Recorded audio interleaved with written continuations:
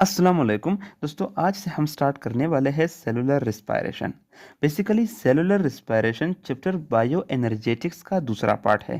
पहले पार्ट में हम फोटोसिंथेसिस को पढ़ते हैं और फोटोसिंथेसिस बेसिकली एक ऐसा अमल है जिसके ज़रिए लिविंग ऑर्गेनिजम्स अपनी खुराक खुद तैयार करते हैं, सच एज प्लांट्स, एल्गी और सम बैक्टीरियाज। लेकिन सेलुलर रिस्पायरेशन में हम बेसिकली क्या पढ़ते हैं कि जो खुराक तैयार हुई है उस खुराक को तोड़कर एनर्जी कैसे हासिल की जाए, यानी फोटोसिंथेसिस का ऑपोजिट है रिस्पायरेशन। तो आइए स्टार्ट करते हैं। लव सेलुलर रिस्पायरेशन से मुराद respiration within the cell यानी इनसाइड द सेल, और इसीलिए सेलुलर रिस्पायरेशन को इंट्रा सेलुलर रिस्पायरेशन भी कहा जाता है, क्योंकि दोस्तों बेसिकली यहां पर जो रिस्पायरेशन है वो सेल के इनसाइड, सेल के अंदर हो रहा होता है। तो आइए डिफिनेशन को देखते हैं। A complex series of oxidation and reduction processes that occurs inside the living cell through which organic food is broken down and energy is produced। अब दोस्तों सेलुलर रिस्पायरेशन बेसिकली एक कम्प्लेक्स सीरीज है oxidation reduction processes का। Oxidation reduction processes का आपको पता है कि loss of electron, gain of electron, loss of oxygen, gain of oxygen, ये तमाम के तमाम ऑक्सीडेशन रिडक्शन प्रोसेसेस है। यानी इन प्रोसेसेस से सेल के इनसाइड ऑर्गेनिक फूड को तोड़कर एनर्जी हासिल करना सेलुलर रिस्पायरेशन है। एक बार फिर सुनिए, सेल के अंदर ऑक्सीडेशन रिडक्शन प्रोसेसेस होकर ऑर्गेनिक फूड को तोड़ते हैं और ऑर्गेनिक फूड से हासिल की जाती है एनर्जी, जिसे सेल फिर यूज करता है for vital activities of life.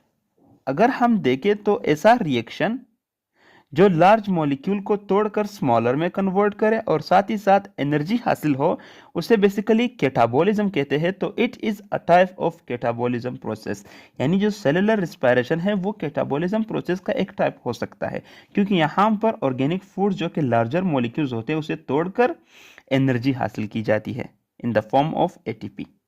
दोस्तों यहाँ पर अगर हम ऑर्गेनिक फूड्स की बात करें तो हमारे बॉडी में ऑर्गेनिक फूड तीन टाइप्स के होते हैं: कार्बोहाइड्रेट्स, लिपिड्स एंड प्रोटीन्स।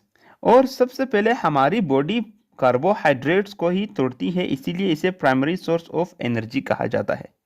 और कार्बोहाइड्रेट्स को ग्लूकोज की फॉर्म में चेंज करके फिर तोड़ा जाता है मज़ीद, उसे ब्रोकन डाउन किया जाता है मज़ीद, और हमें एनर्जी प्रोवाइड होती है। अगर हमारे बॉडी को एनर्जी की नीड हो तो वो सबसे पहले कार्बोहाइड्रेट्स की ब्रेक डाउन करेगी। अगर कार्बोहाइड्रेट्स ख़त्म हो जाए या उसकी डिप्लीशन हो जाए तो फिर उसके बाद लिपिड्स को तोड़ा जाता है और लिपिड्स से एनर्जी हासिल की जाती है।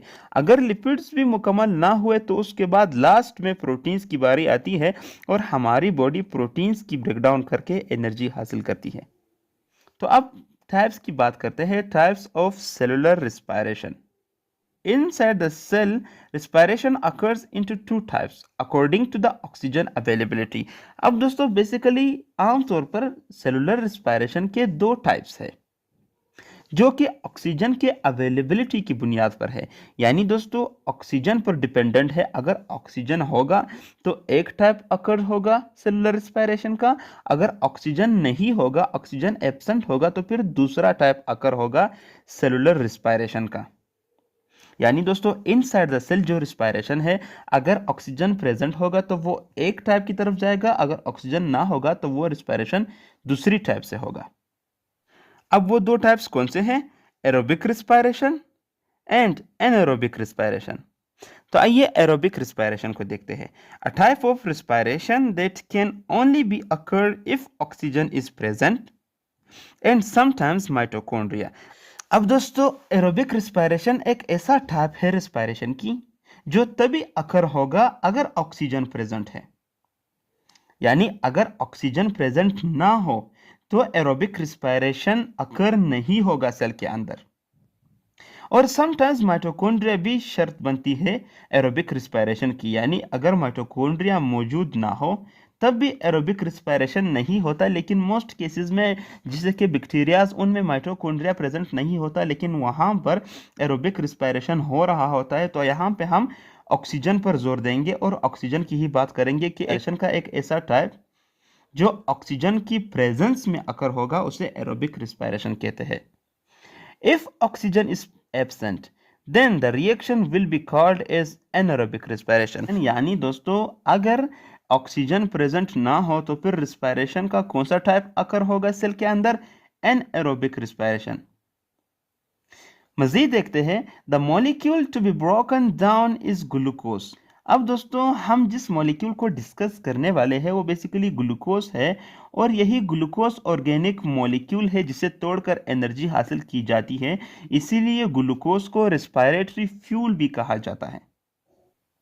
The first step of both reaction is glycolysis. अब दोस्तों अगर एरोबिक रिस्पायरेशन हो, अगर एनएरोबिक रिस्पायरेशन हो, इन रिस्पायरेशन की अपनी अपनी स्टेप्स होती है।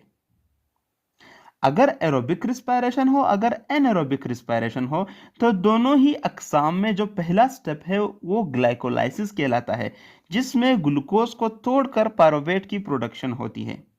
ग्लाइकोज से मुराद ग्लूकोज और लाइसिस से मुराद ब्रेकडाउन, यानी ग्लूकोज की ब्रेकडाउन, और लास्ट में हमें कौन सा प्रोडक्ट मिलता है? Pyruvate, 2 molecules of pyruvate. अगर हम देखें एरोबिक रिस्पायरेशन को, अगर हम एक ऐसे रिस्पायरेशन को देखें जिसमें ऑक्सीजन प्रेजेंट है, यानी एरोबिक रिस्पायरेशन, तो बेसिकली दोस्तों इसके कुछ स्टेप्स है, जिन स्टेप्स में ये एरोबिक रिस्पायरेशन परफॉर्म होता है और हमारी बॉडी को एटीपीज वगैरह मिलती है। सबसे पहले दोस्तों जो स्टेप है वो है ग्लाइकोलाइसिस, और दोस्तों आमतौर पर मैंने आपको यहाँ पर भी बताया कि ग्लाइकोलाइसिस स्टेप दोनों में कॉमन है, यानी एरोबिक और एनएरोबिक दोनों रिस्पायरेशन में कॉमन है। आपने एनएरोबिक रिस्पायरेशन के हवाले से कंफ्यूज नहीं होना, नेक्स्ट वीडियो में मैं एनएरोबिक रिस्पायरेशन को डिटेल से कवर करूंगा। तो आज हमारा जोर एरोबिक रिस्पायरेशन पर है। एरोबिक रिस्पायरेशन का पहला स्टेप है ग्लाइकोलाइसिस, जो कि कॉमन है दोनों में, यानी एरोबिक रिस्पायरेशन और एनएरोबिक रिस्पायरेशन दोनों में ये पहला स्टेप होता है। तो ग्लाइकोलाइसिस स्टेप के बाद दोस्तों जो पायरुवेट ग्लाइकोलाइसिस का प्रोडक्ट है उसे ऑक्सीडाइज किया जाता है, यानी ऑक्सीडेशन ऑफ पायरुवेट। फिर उसके बाद दोस्तों क्रेब्स साइकिल, जो कि एक दूसरा इंपॉर्टेंट स्टेप है एरोबिक रिस्पायरेशन का, और जो लास्ट स्टेप है एरोबिक रिस्पायरेशन का वो है ईटीसी, यानी electron transport chain. Only in aerobic respiration. अब दोस्तों ग्लाइकोलाइसिस मैंने आपको पहले भी कहा कि कॉमन है दोनों में, जबकि क्रेब्स साइकिल और इलेक्ट्रॉन ट्रांसपोर्ट चेन तब ही अकर होंगे जब एरोबिक रिस्पायरेशन रन हो रहा हो, यानी अगर एरोबिक रिस्पायरेशन रन नहीं होगा तो क्रेब्स साइकिल और इलेक्ट्रॉन ट्रांसपोर्ट चेन भी रन नहीं होंगे। अगर दोस्तों हम ओवरऑल रिएक्शन को देखें एरोबिक रिस्पायरेशन की, तो यहाँ पर 6 ग्लूकोज के मॉलिक्यूल और 6 ही ऑक्सीजन के मॉलिक्यूल्स आपस में मिलते हैं, और दोस्तों हमें प्रोवाइड होता है 6 कार्बन डाइऑक्साइड जिसे हम एक्सहेल करते हैं, 6 वाटर मॉलिक्यूल जो मुख्तलिफ एक्टिविटीज़ में यूज़ होती है, और साथ ही साथ 36 एटीपीज हमें प्रोवाइड होती है जो हमारी बॉडी यूज़ करती है for vital activities of life. Anyway दोस्तों ये नेट गेन जो है ये तभी होगा if it is aerobic respiration, और एरोबिक रिस्पायरेशन को किस चीज़ की नीड होती है? ऑक्सीजन की। और बेसिकली जो एरोबिक रिस्पायरेशन है वो अपोजिट होता है फोटोसिंथेसिस का। अगर आपको याद हो तो फोटोसिंथेसिस में प्लांट्स क्या कर रहे थे? 6 कार्बन डाइऑक्साइड के मॉलिक्यूल ले रहे थे और साथ ही साथ 6 वाटर के मॉलिक्यूल ले रहे थे, और दोस्तों सनलाइट की प्रेजेंस में वो इन मॉलिक्यूल से ऑक्सीजन और साथ ही साथ ग्लूकोज की फॉर्मेशन करते थे। लेकिन यहाँ पे अपोजिट हो रहा है, और ग्लूकोज और ऑक्सीजन की प्रेजेंस में इनको तोड़ा जाता है और इनसे बनाई जाती है 6 कार्बन डाइऑक्साइड, 6H2 और 36 एटीपीज, अगर ये एरोबिक रिस्पायरेशन है। चूंकि दोस्तों एनएरोबिक रिस्पायरेशन में सिर्फ 2 ही एटीपीज नेट गेन है, एनएरोबिक रिस्पायरेशन में सिर्फ 2 ही एटीपी प्रोवाइड होती है हमारी बॉडी को। Anyway, sometimes due to some problems, our body cannot take oxygen to every cells of tissue. अब दोस्तों ऐसे मराहिल आते हैं जिसमें हमारी बॉडी इस काबिल नहीं होती कि वो टिश्यू के तमाम सेल को ऑक्सीजन प्रोवाइड कर सके। At the moment the term anaerobic starts, अब उस वक्त दोस्तों एनएरोबिक रिस्पायरेशन स्टार्ट होता है, एनएरोबिक रिस्पायरेशन इनिशिएट होता है। Gain only 2 ATPs of anaerobic respiration. मैंने आपसे पहले भी कहा कि जो एनएरोबिक रिस्पायरेशन है उसकी नेट गेन सिर्फ 2 ही एटीपीज है। अब दोस्तों नेक्स्ट वीडियो में हम बात करेंगे एनएरोबिक रिस्पायरेशन की, और एनएरोबिक रिस्पायरेशन में बेसिकली ऑक्सीजन का यूज नहीं होता। तो मिलते हैं अपनी अगली आने वाली वीडियो में, तब तक के लिए दोस्तों अल्लाह हाफिज। अब अगर आप नोट्स बनाने के लिए स्क्रीनशॉट लेना चाहते हैं तो आप स्क्रीनशॉट ले सकते हैं।